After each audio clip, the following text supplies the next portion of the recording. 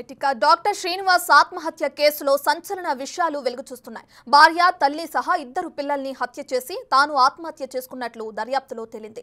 కుటుంబ సభ్యులందరికీ మొదట మత్తు ఇచ్చి మెడను రక్తాన్ని సరఫరా చేసే నరాన్ని కట్ చేశారు. ఇక దీంతో వారంతా మత్తులోనే ప్రాణాలు కోల్పోయారు. ఆ తర్వాత అతను ఉరివేసుకుని చనిపోయాడు.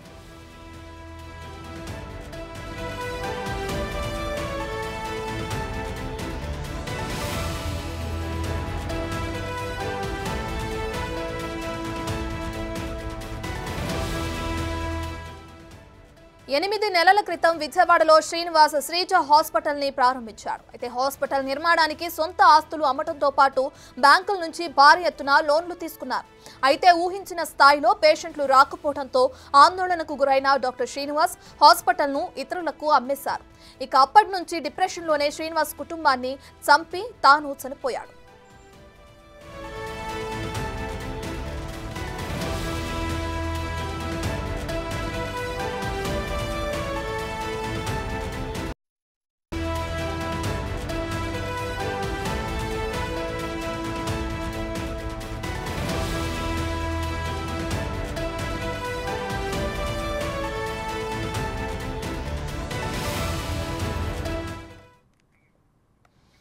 ఆర్థిక సమస్యల వల్లే శ్రీనివాస్ ఆత్మహత్య చేసుకుని ఉంటాడని అతని స్నేహితులు చెప్తున్నారు. దీనికి సంబంధించి మరిన్ని వివరాలు మా ప్రతినిధి మల్లికార్జున అందిస్తారు.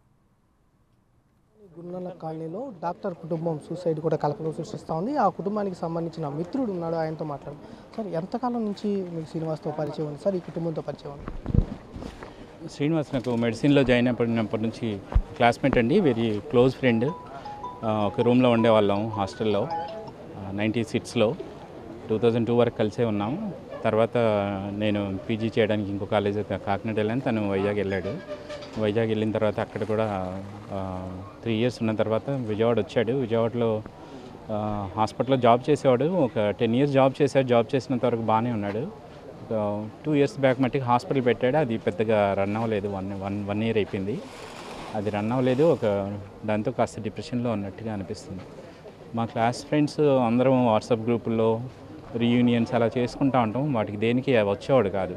అందరం కాల్ చేసి పర్టికులర్గా రమ్మని అడిగేవాళ్ళం. కొంచెం రిజర్వ్డ్గా ఉన్నాడు.